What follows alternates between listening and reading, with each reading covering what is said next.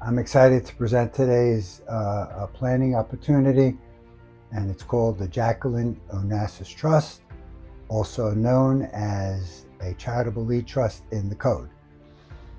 Aside from her graciousness as a First Lady, we all loved her, she had a very deep commitment to charitable work and philanthropy in general. At her death, in her will, I should say, she left an option to utilize a charitable lead trust in her will.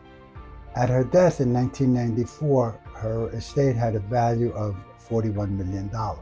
Her children, however, opted not to utilize the charitable lead trust, didn't follow the mom's suggestion, and instead paid $23 million in estate taxes.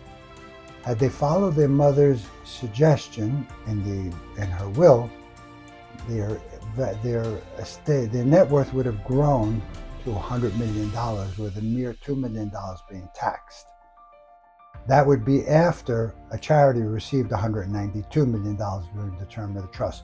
So it would have done all the things that Mrs. Onassis wanted, and that was to benefit charity and to also minimize estate taxes. A charitable lead trust is the exact opposite mechanically of a charitable remainder trust. As I mentioned in my previous video, in a charitable remainder trust, the non-charitable beneficiaries, usually the donor or the donor's spouse, receive an annual payment or annuity for either a term of years or the life of the donor. At the end of that period, the charity receives the remaining bequest in the trust. A charitable lead trust instead distributes funds initially to the charity, to named charities in the trust annually. At the end of that period of time, the remainder is passed through to heirs, usually the donor's children. Now, a charitable lead trust can be set up to benefit either income taxes or gift and estate taxes. To benefit income taxes, a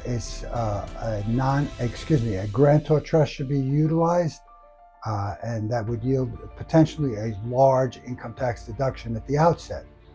However, unlike many grantor trusts, most of the income tax savings are recaptured over time. So it's not a good planning option. The much more popular and powerful charitable lead trusts are not well used, so they're not popular, but they're potentially so powerful. Charitable lead trust as a gift and estate tax savings has to be set up as a non-grantor trust. Very simply put, a non-grantor trust is a taxing entity. It's taxed by itself. On its own. But since the only activity are donations to a charity and the resulting deductions, there's no taxation.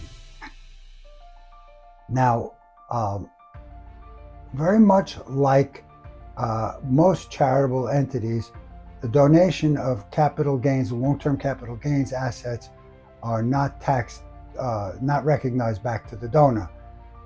In this case, there's a 2-year waiting period, and the donor should not be the trustee in any situation like this. Once 2 years has lapsed, the trustee can sell the assets to an independent third party and an arm's length agreement to the donor. By the way, these trusts can be set up as inter vivos trust, that means during life, or at death like Mrs. Onassis did through her will. Let's take a look at just how powerful these trusts can be. The variables I've put together today are the current IRC 7520 rate of 4.4%, a transfer to trust of $10 million in this case, a 10-year term, and the donor is the measuring life. Well, it's a term, years, 10 years. A trust growth at 6%, and an annual payment to charity of $1.25 million. The result is the trust is zeroed out. That is to say, there's no gift or estate taxes due, as the following graph demonstrates. In summary, $10 million was transferred to a 10-year charitable lead trust. The specified charities received $12.5 million. At the end of the 10-year term, the named beneficiaries received not $10 million gift or estate tax free. They received $11.3 million as the remainder interest, and as the readout shows, was paid to their heirs. A charitable lead trust is subject to the private foundation self-dealing rules. However, there's a way around them with planning, very briefly put, by using discounting ahead of time. For those interested in learning more about this, I'll show you what those the IRS thresholds are in your specific case and how to get around them. Like the charitable remainder trust, a charitable lead trust is interest rate sensitive. However, it's the exact opposite. A charitable remainder trust benefits from a high interest rate environment.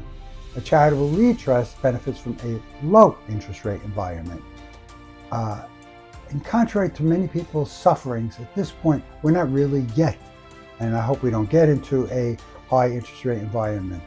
The IRC rate of 4.4% is kind of low middle.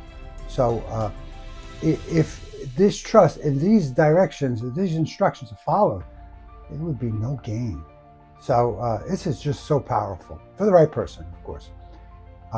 If you like this video, this is so great. I love this. I love this. It's so little used and it's so powerful.